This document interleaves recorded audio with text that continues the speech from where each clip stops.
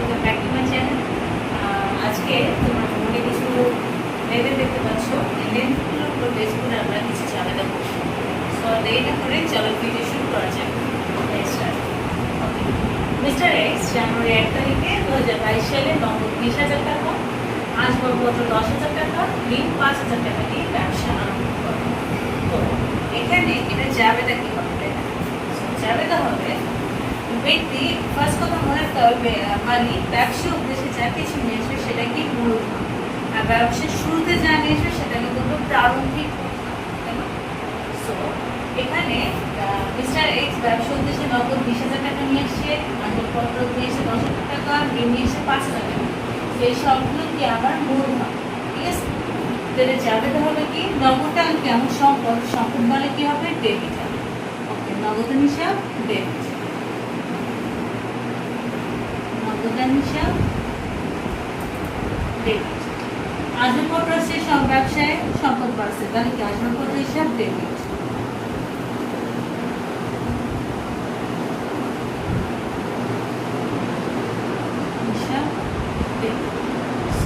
ঋণ নিয়ে আসছে, ঋণ আমরা ব্যাংক থেকে যখন ঋণ নেই সেটা কি ঋণ পরিশোধ করাটা কি আমার দায় না?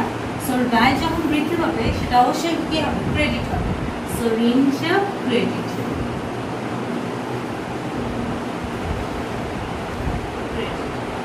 আর মালিক ব্যবসা উদ্দেশ্যে যা কিছু আসবে কি সেটা মূলধন।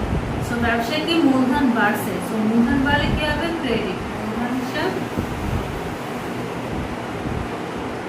এখন বললাম বুঝতে হবে আমরা নগদ কত নিয়ে এসছি 20,000 টাকা, আসবাবপত্র কত নিয়ে এসছি 10,000 টাকা, তাই না?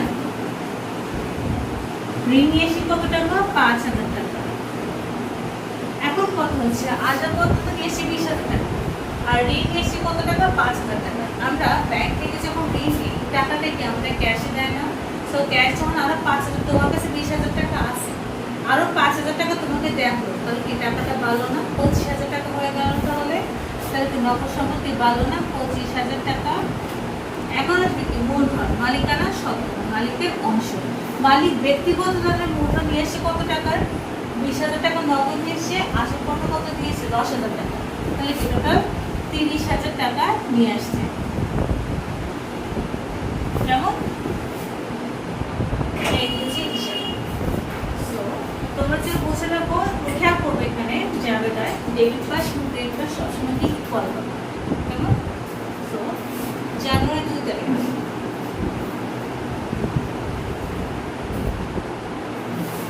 জানুয়ারি 2 তারিখে আমরা দেখতে পাচ্ছি ধারে পণ্য ক্রয় কত টাকা 5,000 টাকা।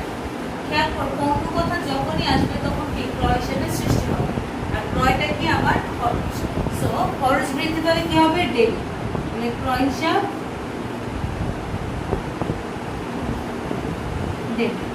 আর ধারে করছে তাই না, ধারে লেনদেনে ক্ষেত্রে ধারে যদি ক্রয় করি বা কোনো থেকে যদি ধার নিই তো সেই ক্ষেত্রে কিসের সৃষ্টি হবে ক্রোধের বা পাওনাদার হিসাবে। ক্রোধের বা পাওনাদার কি আমার জন্য দায়, দায় বৃদ্ধি পেলে কি হবে ক্রেডিট। সো ক্রোধের হিসাব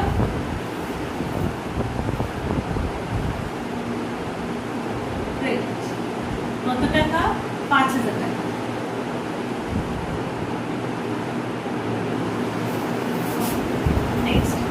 জানুয়ারি 3 তারিখ কি হয়েছে রফিক সাহেবের নিকট করছে বিক্রয়, পণ্য বিক্রয় করছে, কি করছে পণ্য বিক্রি করছে কত 4,000 টাকা।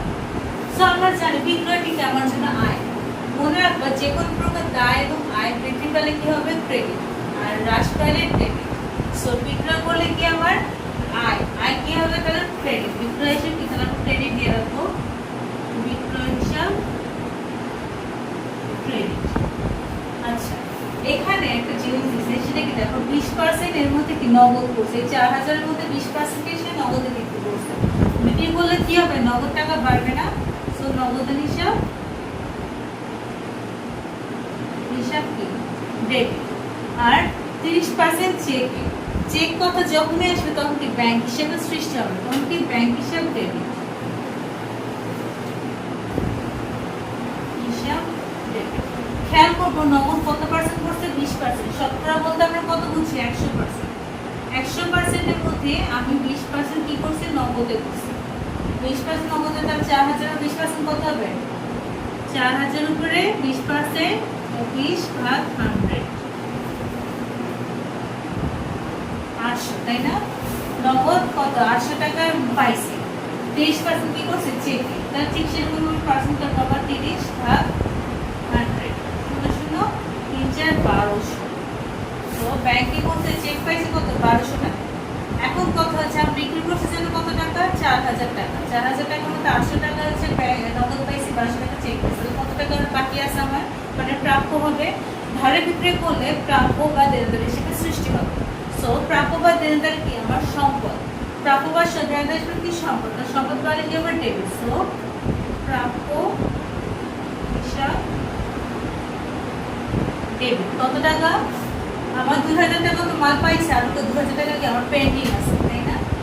এটা কিভাবে করবো দেখো, এই 100% মধ্যে 20% নগদ করছি, 30% চেক করছি, তাহলে কত টাকা বাকি আছে? আরো 50% কি বাকি আছে? 50% কি আমার ধারে হয়েছে। এই যে ক্যালকুলেশন সিস্টেম। ক্লিয়ার? ওকে, নেক্সট চ্যাপ্টারে মুভ করা যায়।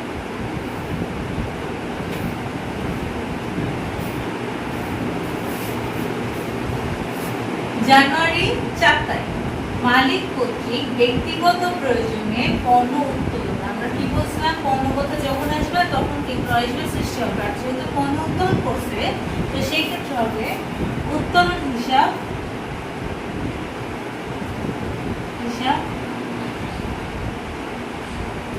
ডেবিট।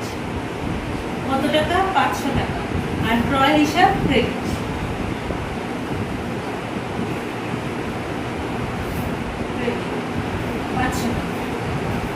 নেক্সট জানুয়ারি 5 তারিখ বলছি যে ব্যবসায় উদ্দেশ্যে ব্যাংক হতে উত্তোলন করছে, ব্যাংক হতে উত্তোলন করছে কত টাকা? 1000 টাকা।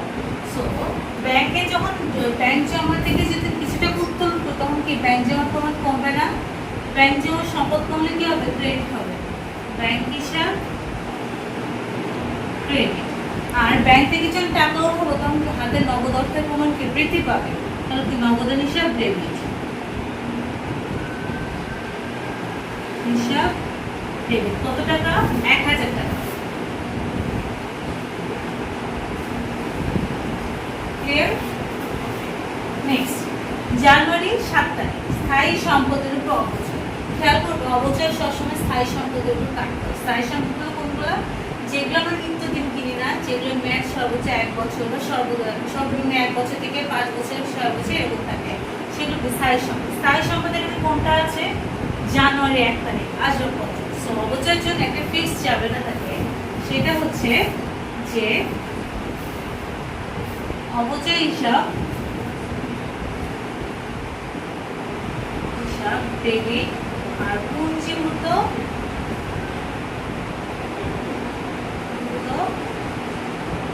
অবচয় হিসাব ক্রেডিট।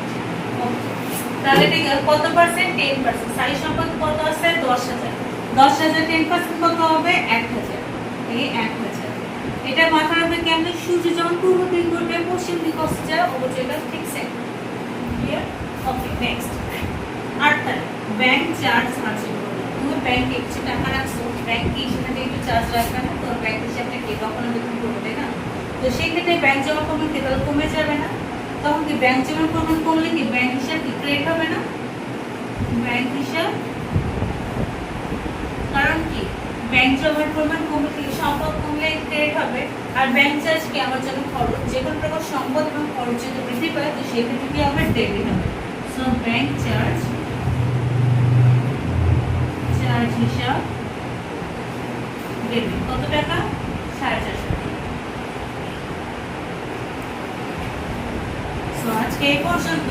তোমরা যদি এই টোটাল লেনদেনগুলো বুঝে থাকো তাহলে তোমরা আমাকে একটা হিসাব সমীকরণ প্রস্তুত করে দেবে ইকুয়াল L প্লাস O। ঠিক আছে? এটা শুনতে এইসব। সো গাইস আজকে এই পর্যন্ত। দেখা হচ্ছে নেক্সট ভিডিওতে। সবাই ভালো থাকুন, সুস্থ থাকুন। আর কোনো যে লেনদেন যদি বুঝতে অসুবিধা হয় অবশ্যই আমাকে কমেন্ট বক্সে জানাবেন। সো সবাই ভালো থাকুন, সুস্থ থাকুন। দেখা হচ্ছে নেক্সট ভিডিওতে। Thank you so much.